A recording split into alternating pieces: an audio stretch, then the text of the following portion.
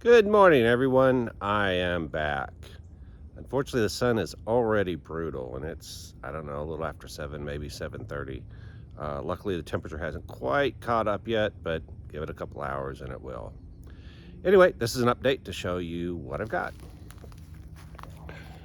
So my body guy came the last couple of days, and him and his son and I have been working, and the goal was to get it primered and all one color, at least on half of the car. And didn't get it completely, but we got it close enough. So for those that have been having trouble seeing what this car is going to look like, well, this is pretty much it. Uh, we missed hitting that spot right there. What we did was we took all of the sharp edges on the C8 and rounded them out. If you go look at a C8, it has a crease right here, a crease right there. Anyway, a bunch of extraneous creases. If you come over here and look, he had a great idea, the body guy. You can see where you sand by where the orange is and isn't. So instead of doing that other side completely, he sanded it, and then he made the sanding marks match both sides. So that way he knows the two sides are the same, assuming of course that the original car is the same. We did miss this part right here, this part where it's sunken in. We really want to fill that in. If you go look, and it was surprising. I mean, he was, several people have whined about those creases, and I said they would get fixed. It's amazing the difference it made between, I saw it before and then after he rounded it out. Anyway, this crease right here is the one I'm talking about. We're going to fill this in or knock it down or whatever to make it less pronounced. Let me go ahead and back up so that you can see all of the car, assuming I don't fall. So this is it. The rear wheel opening isn't 100%. It's really, really difficult to get that wheel opening. We spent, I don't know, a couple of hours experimenting with different openings, front edge, rear edge, top edge, whatever. So right now, hopefully it's cured. We had problems with fiberglass in Bondo yesterday, not curing. See, it's still tacky, and it's been, I don't know, 12 hours or so. I mean, normally it hardens, cures within an hour, sometimes as quick as 15 minutes. Anyway, but again, the same thing with the body filler. It did the same thing. If we mix more hardener in it, it hardened almost instantly, which I would have expected at 100 degrees or above 100 degrees. And then if we slacked off on it, then it seemed like it would never cure. So I don't know what was going on.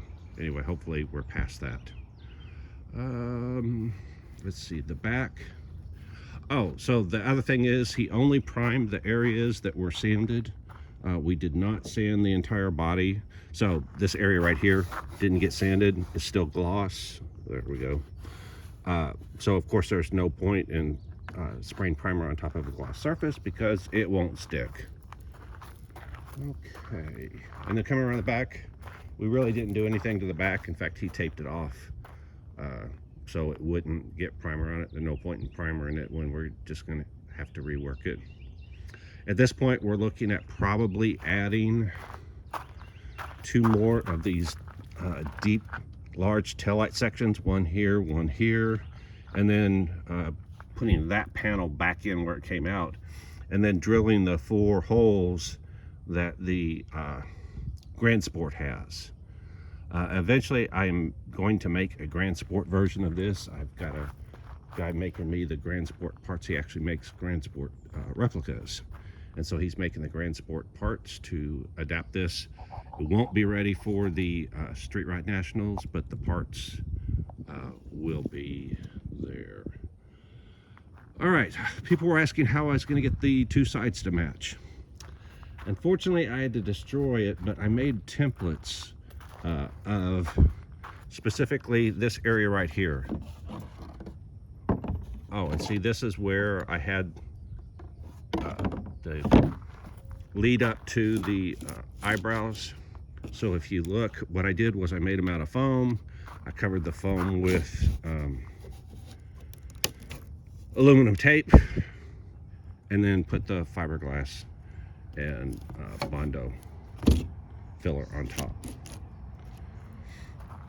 Okay, and then when we got done, I came in here, I cut to where the seam is. If you look over here, that's the factory seam for the body panels. So I made a template off of the other C8 that I have of the trunk, laid it on top and cut it open.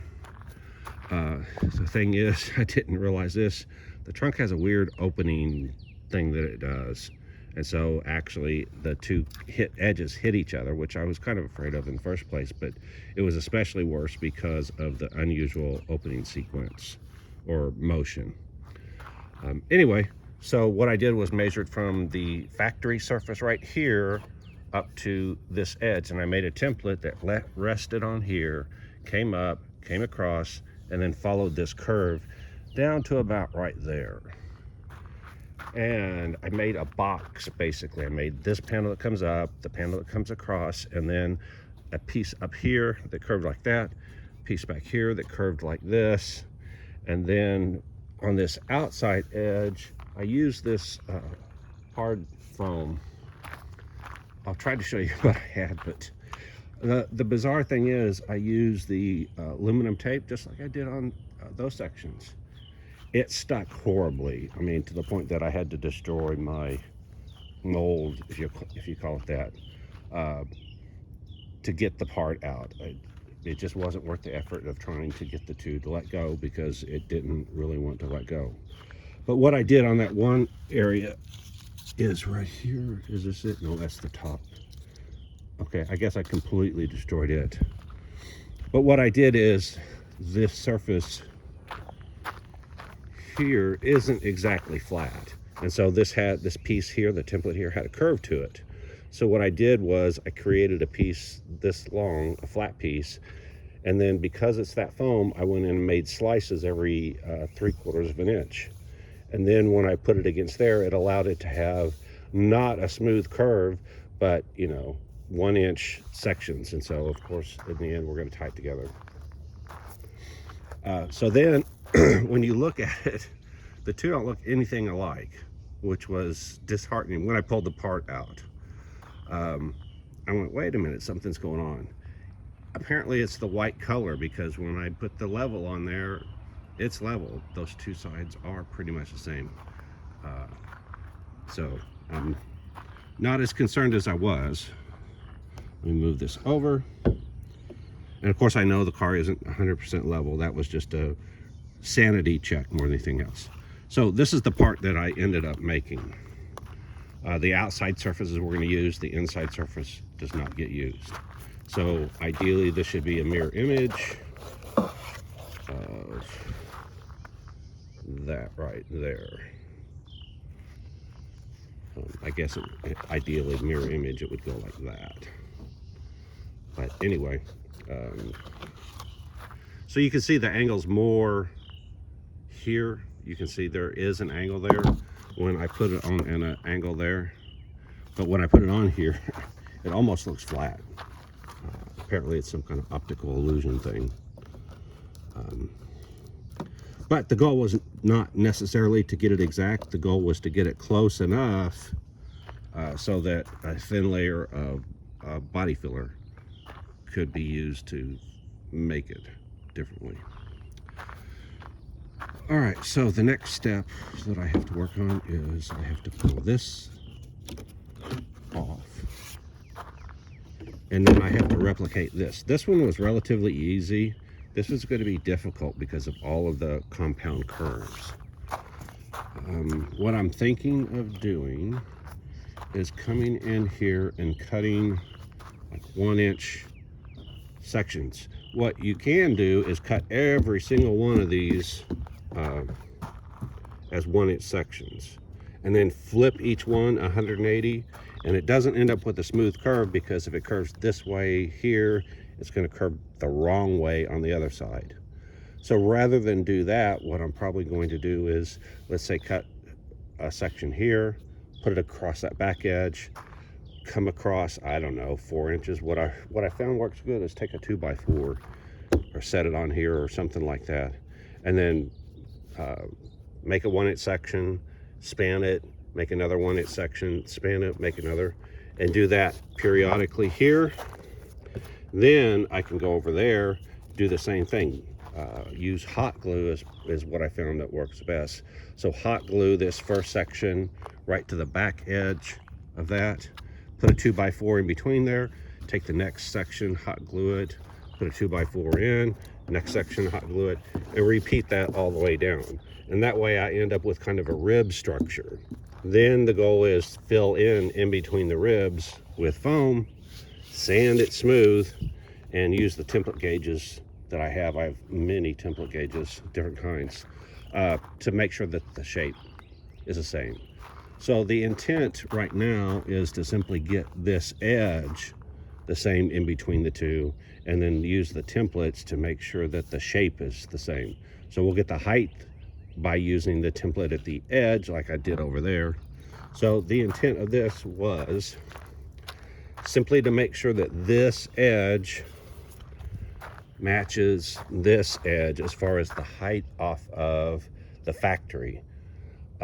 So people give me a hard time because I'm doing this on my gravel driveway.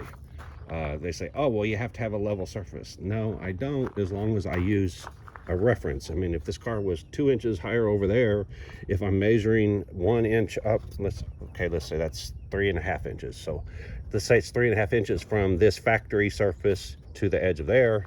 As long as it's 3.5 inches from this factory surface to there, doesn't matter whether the car's level or not. And again, this assumes that the factory did a good job of making it the same side to side, which I'm going to assume that they did. All right, so now the whole point of getting this primer on here, this is a 2K primer for those that aren't familiar with it. It's funny, we both just assumed it was gray primer because most primer that you buy is gray. But when we opened it up, it was white, which I actually like better. I'm not a big fan of gray primer. Anyway, so now the point is to go in and find all of the small areas that need to be fixed. There are some pinholes here. I'm not sure if you can see them. Yeah, see some small pinholes. There are areas right here. Again, there we go. That needs to be fixed. So there's little spots like that all over that need to be fixed. And we have spot glaze, so that's my job today, is to go in and find all of those spots, put on a thin layer of spot glaze to fill those in. There are a few low spots. Oh, let's see, there's a spot right there. Oh, and then there's a crack that showed up. So what I'm going to have to do is literally gouge this whole area out and then fill it with, there is the fiberglass. I could use that, or I've got some new stuff, obviously not new, but new to me. One of the members of one of the Facebook groups I'm in recommended it. I assumed it was just like my short strand. Here we go. The fiberglass filler. This has got short strand. This stuff is absolutely amazing. The problem is that it's not available anymore. I noticed on the receipt, 1 gallon of this was special priced at 40, the other was 50. So from that, I was afraid of the fact that I got the last 2 gallons I had. And sure enough, when I called, I got the last 2 gallons I had. If I could get this, I would buy this in bulk because it is absolutely amazing. It spreads like any kind of high quality body filler, but it has little fiberglass strands in it, so it's way stronger. When it cures, it's somewhat flexible. Anyway, doesn't matter because it's not available anymore. We did get some other stuff I'll show you in a second. All right, so this is the stuff someone recommended. They said, hey, for filling in, I was actually specifically asking about filling in holes because I had to use screws to hold things in. and holes are really bad about if you don't prep it correctly. In the future, the holes come back to haunt you. So it'll look okay at first, and then after the expansion and contraction difference between fiberglass and body filler, it eventually comes back and haunts you, and you'll see it's just a little ghost hole, and then it just gets worse and worse. So one of the things is take a drill bit, and ideally something like a 1/2 inch drill bit, chamfer the hole, then take a grinder and kind of grind it. This recommends at least a 3-inch circle. I didn't go that big. I probably went 1 inch outside, and then fill it in. I assumed this stuff was just like this other, and that it had fiberglass in it. It does not. It is literally a paste of fiberglass resin.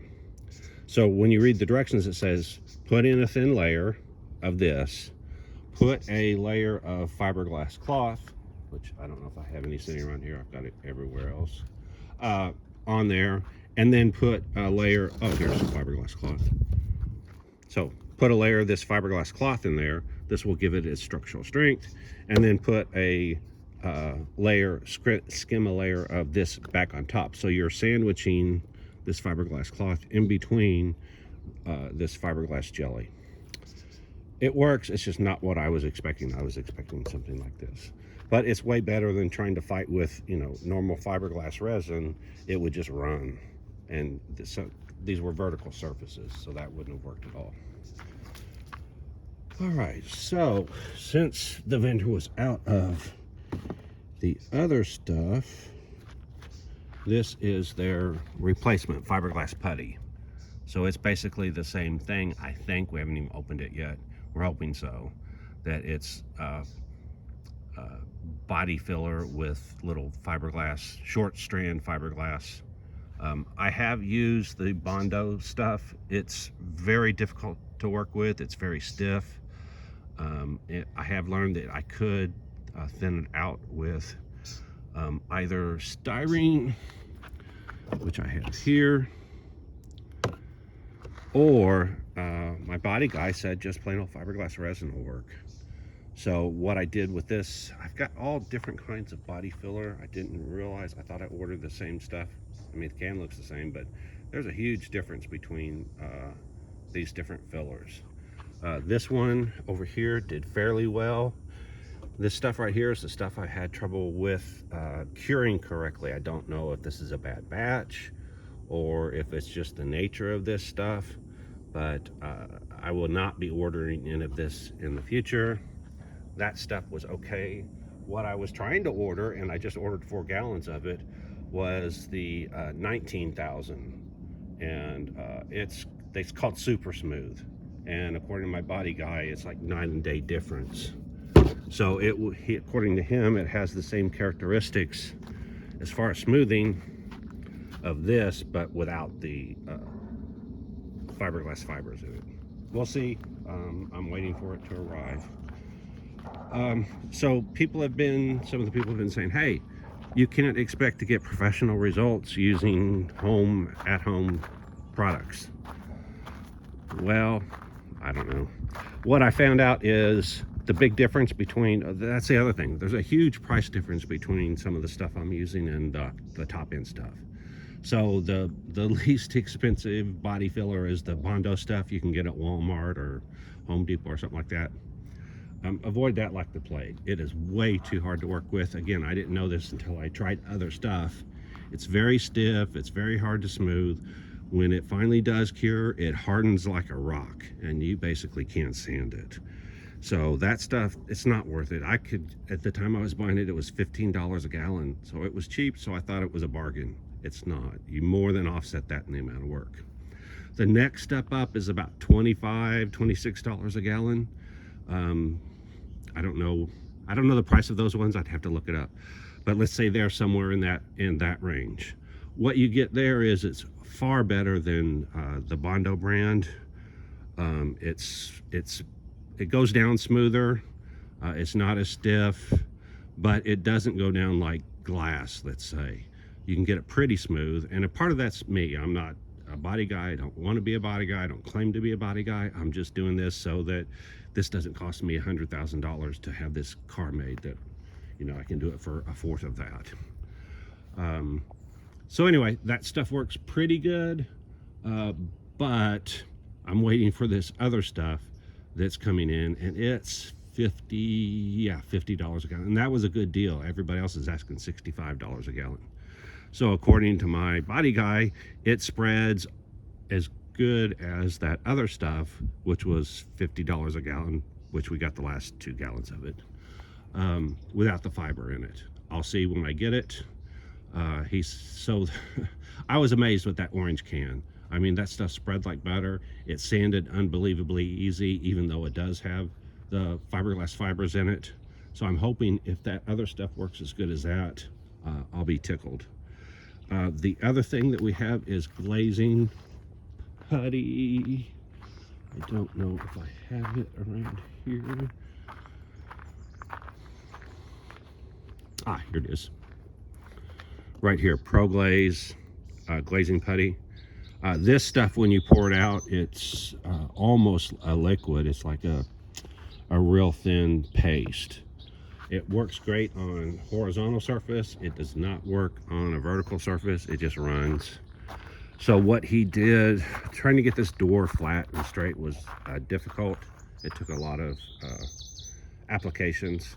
Finally, I handed it over to him to finish out.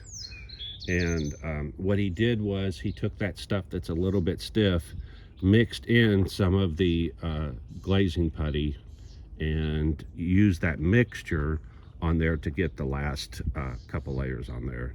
So that made it stiff enough that it didn't run, but gave the smooth surface that you would get from the glazing putty. Again, another way to do that potentially would be to add the fiberglass resin or the styrene.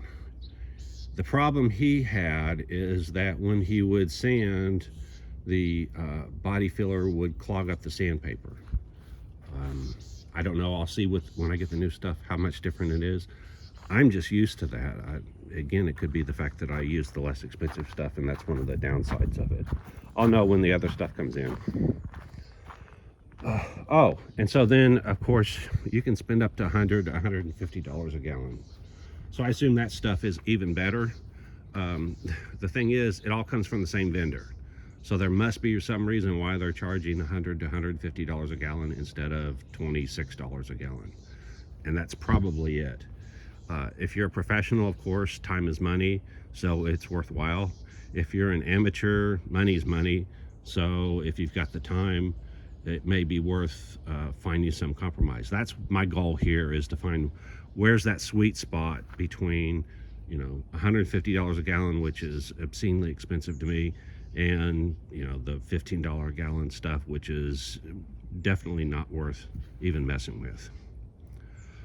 All right, so my goal today is to smooth out this body some more, take care of the little defect areas, and fill it in with glaze or whatever it takes to fill in those spots, and get it to where this side of the car is as finished as I'm going to get it. We still have to do the front wheel opening. My body guy did not want to do it until we got a wheel closer to what's going to fit. We tried to put this same rear wheel on the front. It wouldn't fit because it was hitting the disc brake. So it needs a spacer. The problem is the studs coming out of the wheel are not long enough to add a spacer. The other issue is that they changed the bolt pattern and the center hub size that the wheel centers on the C8 compared to all previous Corvettes. So GM has used 5 by 4 3/4 forever, and then on the C8 they changed that bolt pattern. So they made it to where literally the old wheels will not bolt on to these hubs. So I've got to get some kind of spacer that also can change the bolt pattern. Let's see. Now what I was able to do was I was able to put this wheel on, because if you look, it has about a 3-inch, I think that's a 3-inch spacer, and it also acts as an adapter. So that allowed me to bolt the old style. This wheel is an older style wheel with that bolt pattern, and then there was enough play in there on both the center hub and the lug nuts that I could bolt it on. Now this would not be what I would use permanently because this actually has the same bolt pattern on both.